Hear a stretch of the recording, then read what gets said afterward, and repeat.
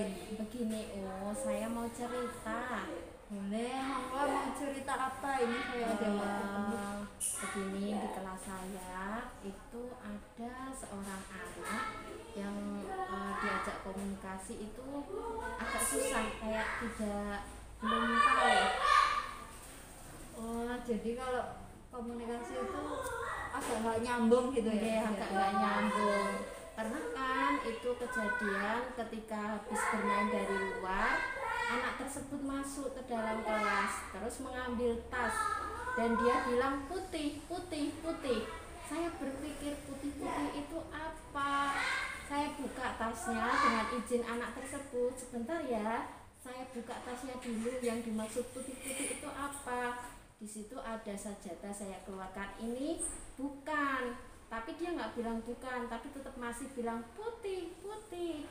Terus saya keluarkan lagi, ada baju ganti, ternyata bukan juga.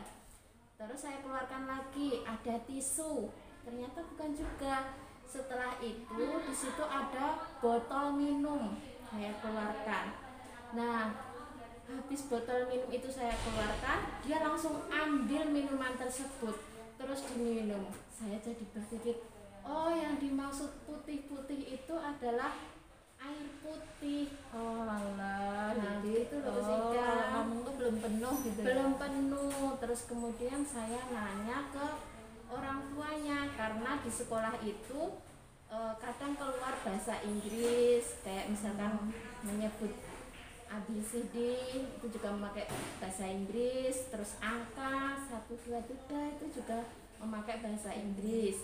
Kalau menyebut angka itu sudah bisa 1 sampai 15 sudah bisa Bahasa Inggris.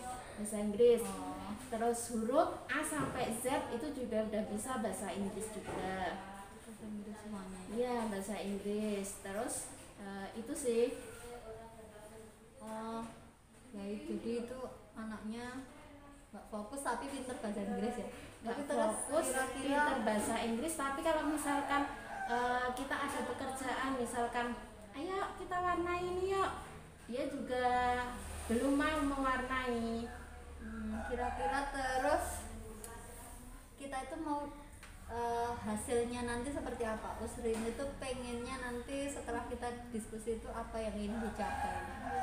Yang ingin dicapai, saya ingin untuk permasalahan anak ini, anak tersebut itu mampu mengerti apa ya, bahasa. Misalkan mengucap minum air putih, seperti itu. Jadi bisa mengucapkan kalimat. Bisa mengucapkan kalimat. Terus kadang kalau mau membuka sesuatu itu juga masih mau minta tolong ke ustadzanya juga belum, tolong itu juga belum seperti itu. Terus selama ini sebelum jenengan cerita sama saya tuh apa yang sudah jenengan lakukan? Apa yang sudah dilakukan untuk mengatasi itu masalah anak itu? Yang sudah saya lakukan itu, kalau anak tersebut kayak seperti tadi putih-putih gitu kan, terus ustazahnya ambil botol minumnya, kemudian sama anak tersebut kita ajak berbicara, ditatap matanya, suruh melihat ke kita, terus kita bilang air putih, seperti itu. Terus anak tersebut suruh menirukan perkataan kita, air putih, seperti itu. Seperti minta tolong juga waktu mau membukain, misalkan buka makanan gitu kan, tolong bukain, seperti itu. Berarti udah ada langkah-langkahnya ya. Ya. Kalau ngajak ngomong itu ya tatapan Ditatap gitu, biar fokus ke kita sama menirukan ucapan kita. Terus jadi yang sudah jenengan coba itu seberapa efektif itu, yang kira-kira keberhasilannya itu sudah sampai seberapa itu dari yang sudah jenengan coba? Apakah masih ada masalah atau apa enggak efektif sama sekali atau ada efektifnya? Kalau itu sih kadang Kalau pengamatan saya ya,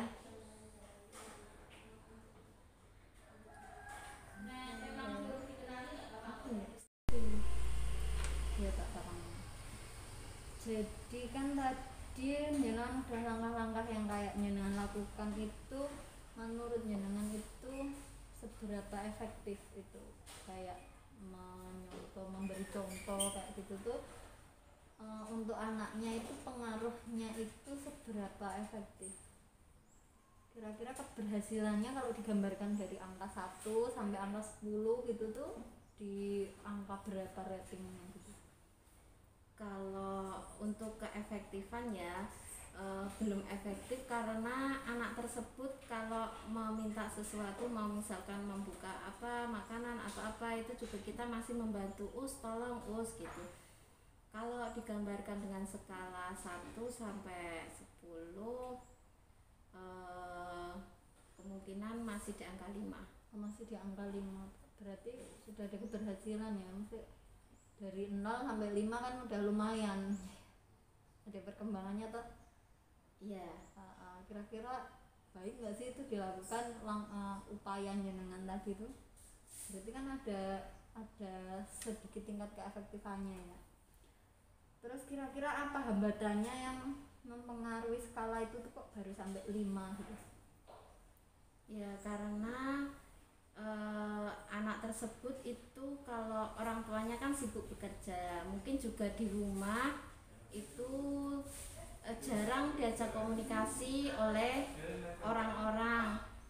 Maksudnya jarang diajak komunikasi karena orang tuanya tadi sibuk bekerja, kemudian anak tersebut di rumah itu menonton video atau film dengan menggunakan bahasa Inggris. Tapi kalau orang tuanya kalau mengajak komunikasi bahasa Indonesia, kemudian ada pengasuhnya itu menggunakan komunikasi bahasa Jawa. Oh gitu, jadi ada perbedaan komunikasi yang terjalin di keluarga itu ya, dari anaknya sendiri yang suka nontonnya dikasihnya bahasa Inggris, orang tuanya bahasa Indonesia, sementara pengasuhnya bahasa Jawa, jadi mungkin bingung begitu ya? Bingung juga, terus kemudian di rumah juga tidak terstimulasi bahasanya tersebut, jadi mungkin di rumah itu hanya nonton TV, ya udah terserah nonton TV, yang penting anaknya diam karena di rumah sama pengasuhnya tadi penting anteng gitu ya. Mungkin kayak gitu di rumah. Terus kira-kira dari hambatan itu tuh bagaimana jenengan itu mengatasinya itu? Ya misalnya distimulasi apa? Kalau saya mengatasinya karena itu kan di sekolah, kami di sekolah juga menstimulasi anak tersebut, misalkan ada kata-kata baru yang dia baru menerimanya, kita mengucapkan berkali-kali. Misalkan ada benda sesuatu yang belum dia tahu, kita juga mengucapkan sama anak tersebut, terus kemudian anak tersebut suruh menirukan ini ucapannya seperti ini. Berarti itu sudah jenengan stimulasi ya di sekolah. Terus kira-kira kalau di rumah gimana? Kalau di rumah karena yang menjemput itu simbahnya, jadi kita belum mengobrol sama belum terkomunikasi ya antara guru dan orang tua gitu. Ya, tapi sudah komunikasinya hanya itu saja. Kalau di sekolahan kok bahasanya seperti ini gitu aja. Sama simbahnya, sama ibunya. Tetapi ibunya tahu nggak kalau misalnya jangan itu sudah mentreatment, mengkasih tadi kayak distimulasi itu, tahu nggak? Belum tahu kayaknya. Belum tahu. Kenapa? Karena jarang ketemu sama ibunya, yang jemput itu simbahnya itu tadi. Jadi jarang ketemu. Terus kalau misalnya WA atau apa gitu? Kalau WA belum saya coba sih, tapi mungkin akan saya coba berkomunikasi lewat WhatsApp. Kalau perkembangan Ananda di sekolah itu sudah saya stimulasi mengenai bahasa, mengucap bahasa seperti minta tolong atau sesuatu kosakata yang baru dia kenal. Bagus itu, jadi jenengan mau kerjasama ya sama orang tua biar gitu. Di rumah juga orang tua juga ikut menstimulasi Ananda. Jadi mau bekerja sama, menstimulasi sama-sama gitu ya, di rumah sama di sekolah gitu. Jadi nanti jenengan mau ini langkahnya mau apa ini, yang mau telepon orang tuanya begitu atau bagaimana?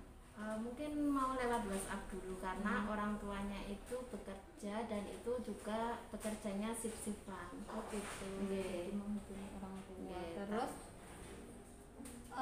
kira-kira yang pertama ingin jenengan lakukan nanti apa untuk mencapai solusi itu, untuk biar bisa bekerja sama orang tuanya itu, langkah pertama yang jenengan lakukan kira-kira apa? Dari solusi yang tadi jenengan temukan itu, kira-kira untuk berkoordinasi dengan orang tua ya tadi ya. Kira-kira itu menurut jenengan itu apa yang penting dilakukan pertama kali yang mau jenengan lakukan? Pertama kali yang ingin saya lakukan, saya akan berkomunikasi sama orang tua melalui WhatsApp tadi. Terus kemudian saya menyampaikan perkembangan Ananda di sekolah. Kemudian yang kedua, mengajak bekerja sama dengan orang tua untuk menstimulasi bahasa sehari-hari di rumah, bahasa sederhana sehari-hari di rumah. Gitu ya, jadi sudah ada langkah yang pengen jenengan lakukan untuk mencapai tujuan tadi ya. Ananda tadi bisa mengungkapkan keinginannya begitu ya. Jadi jenengan pengennya bekerja sama di rumah. Terus kira-kira ada nggak orang yang bisa membantu jenengan itu untuk mencapai hal itu? Orang yang membantu saya, kita mau mengamati Ananda tersebut dengan teman sejawat. Jadi dengan teman yang ada di kelas gitu. Ya, terus tadi orang tua di rumah juga membantu. Terus kira-kira biar jenengan tahu hasil pengamatannya itu bagaimana itu? Supaya saya tahu hasil anak tersebut, berarti anak tersebut mampu mengungkapkan keinginannya. Begitu. Jadi jenengan mengamati di sekolah. Terus kira-kira itu pas stimulasi itu apa sih yang mau jenengan lakukan itu? Ngasih contoh apa bagaimana itu kalau menstimulasi agar anak tersebut, maksudnya agar anak tersebut mampu mengungkapkan keinginannya. Mungkin kalau awal-awal tadi sudah kita stimulasi, nanti kita juga misalkan anak tersebut belum muncul, kita juga menstimulasi anak tersebut agar mampu mengungkapkan keinginannya. Stimulasinya itu lewatnya apa? Kira-kira jenengan mau pakai apa nih modelnya? Mau jenengan contoh nih, apa mau didengarkan cerita, apa jenengan pakai kita contoh nih gitu? Memakai kartu, bisa memakai kartu itu, kartu huruf untuk membaca itu. Misalkan ada kata atau apa, kita contohin terus anak tersebut mengucapkan kata itu. Gitu. Jadi nanti sama ya, jenengan pas bilang sama orang tuanya itu modelnya seperti itu. Terus biar jenengan tahu kalau orang tuanya itu melakukan itu juga di rumah. Orang tua mungkin kita tanya, bagaimana Bu hasilnya di rumah Ananda, apakah sudah berhasil untuk menstimulasi Ananda mengucapkan kalimat-kalimat perintah sederhana. Gitu. Nanti biar orang tuanya cerita ke kita untuk hasil stimulasinya di rumah. Jadi ya gitu ya, jenengan sudah bisa nanti orang tuanya kalau cerita pas kerjasama kejadiannya di rumah seperti apa diceritakan. Bagus itu Us. Solusinya menurut saya juga sudah tepat, maksudnya jenengan bisa kalau kerjasama antara dua orang yang di sekolah dan di rumah itu kan lebih efektif ya, nanti yang dilakukan kan sama gitu. Terus kira-kira kapan jenengan mau mulai itu tuh? Kami akan mulai secepatnya Gitu ya, agar anak tersebut juga lebih cepat terstimulasi bahasanya. Oh iya, alhamdulillah, mudah-mudahan itu solusi yang bagus bisa diterapkan dan mencapai keberhasilan. Jadi si anak tersebut bisa segera mengungkapkan keinginannya. Soalnya anaknya juga suka main ke kelas saya dan kita juga nggak tahu sebenarnya apa yang dia maksudkan, apa yang dia tiba-tiba nanti mainkan. bisa, kalau kita nggak paham si anak itu terus tiba-tiba marah ngambil apa yang sebenarnya kita nggak tahu kan gitu. Jadi mudah-mudahan tercapai, nanti kita bisa bekerja sama. Amin. Terima kasih ya Us Ika, setelah saya curhat sama Us Ika saya jadi mengerti solusinya untuk mengatasi Ananda tersebut, bagaimana cara menstimulasi Ananda, terus kemudian bekerja sama dengan orang tua agar distimulasi di rumah juga, karena kita kan pendidikan tidak hanya ada di sekolah, sekolah hanya berapa jam saja, paling banyak kan ada di rumah.